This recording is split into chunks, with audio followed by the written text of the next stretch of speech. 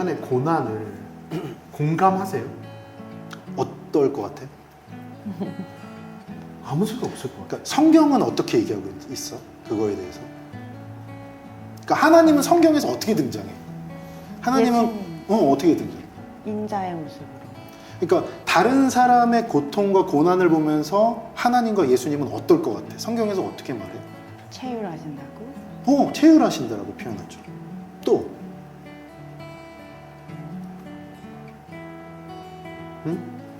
무슨 답을 원하시는지 모르겠어요. 아니 원하는 게 아니라 그냥 성경에서 본 걸 얘기해봐요. 아 그러면 그냥 너가 하려던 얘기를 일단 끝까지 해봐. 하려던 얘기는 인간의 삶에 발생하는 수많은 일들을 가지고 인간들은 하나님의 존재 여부를 의심하잖아요. 예를 들면 입시를 붙으면 아 하나님 감사합니다. 입시에 떨어지면 아 하나님 힘들어요. 뭐 이렇게 이런 것들에 사실은 그래프가 결국 인간의 삶이잖아요. 어떤 사람은 60년을 살기도 하고 10년을 살다가 떠나기도 하고 아까 표현하신 것 중에 뭐 이렇게 보통 저희가 일찍 예상치 못한 죽음을 맞이하신 분들한테 하나님이 너무 사랑하셔서 뭐 이런 표현을 쓰잖아요. 사실은 하나님 입장에서는 어떤 A라는 사람이 80년을 이 땅에서 사는 것과 B라는 사람이 20년을 사는 게 크게 다르지 않지 않을까. 아 그런 의미로. 그리고 또 여기에 이제 더 붙이면 막 김사희가 막 그 어려운 가정 환경에서 되게 힘들게 살아서 나름 저는 수많은 인생 중에 내가 가장 불행하게 살았으나 끝까지 믿음을 가져서 뭐 천국에 도달했습니다. 와 부유한 집안에 태어나서 쭉 간 삶을 하나님 눈에 봤을 때는 그냥 그게 그거지 않을까. 왜냐면 그 인간의 눈에만 약간 뭐라 그래야 될까 벌어지면 안 될 일, 벌어지면 좋은 일을 구분하는 건 아닐까 라는 생각이 들더라고요. 그럼 여기서의 결론은 그런 거죠. 제가 만약에 오늘 가다가 교통사고가 나서 뭐 팔이 한쪽이 없어졌는데 너무 슬픈 일이잖아요. 막 인간의 눈에는. 그렇죠. 하나님은 그게 별일 아니지 않을까. 하나님 생각에서는 네 사지 멀쩡한 삶이 축복이라고도 생각 안 하실 것 같고 뭐 사지가 없지만 뭐 정신이나 하나님과 더 가까워지고 뭐 그렇지 않을까라는 이 대전제를 보면 하나님은 인간이 슬퍼하는 인간의 눈에서 기쁨과 슬픔에 보는 것에 공감하실까라는 거죠. 그러니까 예를 들어서 뭐 형이 뭐 아파트를 샀는데 아파트가 5억이 올랐어. 기쁨이죠. 벌써 하나님이 그 기쁨에 공감하실까? 내가 뭐 어디 투자를 했는데 다 잃었어. 슬프잖아요. 막 이 돈이면 우리 가족을 먹여 살리려고 내가 뭐 한 건데 아니 뭐 회사에서 잘리든지 인간의 슬픔인데 이 슬픔에 하나님이 공감하실까? 아니면 하나님 눈에는 야, 그거 아무것도 아니야. 야, 그거 뭐 심지어 알고 있었어. 내가 그랬어. 그냥 그런 느낌 있잖아요. 내가 그랬어. 오늘 좀 컨디션이 안 좋다. 아이를 키우시니까 아이가 뭐 갖고 놀던 장난감 하나를 잃어버렸는데 세상 떠나가라 울 때 형 입장에서는 그 별것도 아닌 거죠. 그럴 수 있지. 그러니까 근데 형이 그 슬픔에 공감할 수 있어요. 아이가 갖고 놀던 그 예를 들어 지점토로 뭐 요만한 걸 만들었어. 그럼 그거 아무것도 아니잖아. 근데 동생이 이걸 아주 밟았어. 막 너무 막 사랑하고 그런 존재로 만들었어 얘가.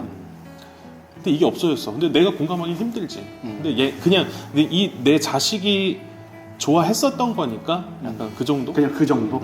내 자식이 지금 슬프다에는 감정에는 포커스가 맞춰지는 거네. 근데 그 일이 그렇게 중요한 건 아니야. 그럴 수 라고는 있을 것 같아. 생각하는 그럴 수 부모의 있을 것 마음과 좀 비슷하진 않을까요? 어떻게 생각해요?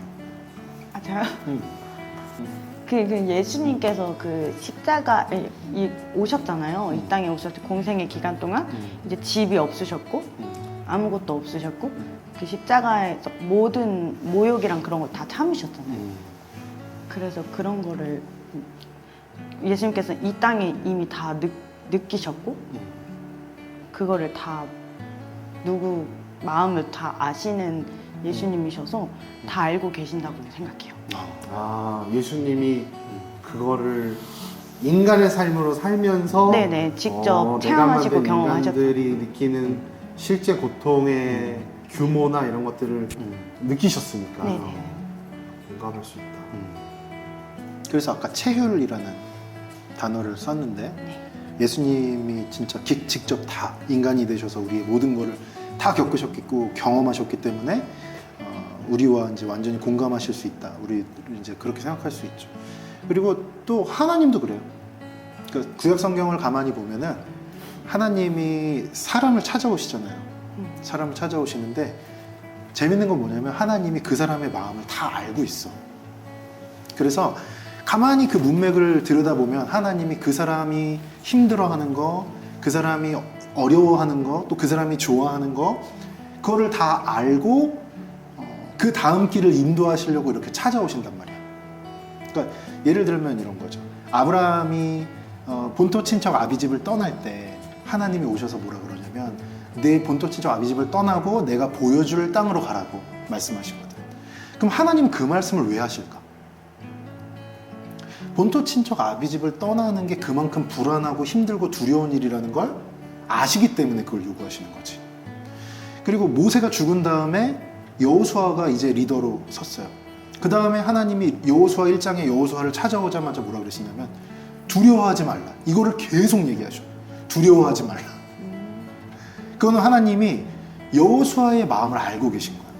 이 모세라는 걸출한 지도자, 그 지도자를 여호수아는 옆에서 계속 봤잖아. 근데 그 중차대한 문제가 나한테 맡겨진 거고, 심지어 이거는 광야를 도는 문제가 아니라 이제는 가나안 땅을 들어가서 전쟁을 해서 거길 빼앗아야 되는 아주 중요한 문제가 여호수아에게 남겨진 거야. 그러니까 여호수아가 엄청 두렵고 떨리는 거지. 그러니까 하나님 말씀을, 성경 말씀을 이렇게 읽다 보면 그 등장인물이 어떤 감정을 느끼고 있는지를 우리가 알 수가 있어.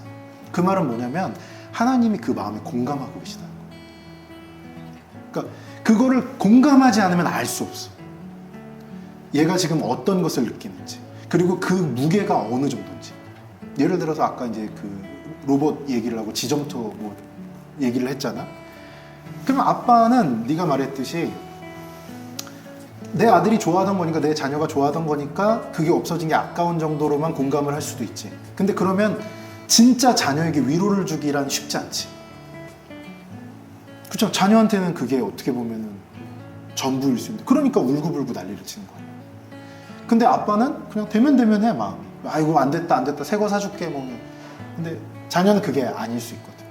언제 자녀를 위로할 수 있냐면 자녀 마음을 내가 완전히 공감할 때, 그때 알 수가 있어. 예를 들면 나도 어렸을 때 그런 비슷한 경험이 있던 게 떠올라서 자녀랑 같이 자녀를 안아줄 수 있다든지, 그 마음을 위로해 줄 수 있다든지. 새 거 사줄게가 아니라 그걸 지금 망가져버린, 잃어버린 그 자녀의 슬픔과 아픔에 내가 같이 공감해 주는 거지. 해결이 아니라 내가 새 거 사줄게 해결해 주는 게 아니라 그때로 이제 들어가는 거. 그때 그 자녀는, 혹은 내 배우자는, 혹은 내 주변에 있는 사람은 위로를 받는 거거든.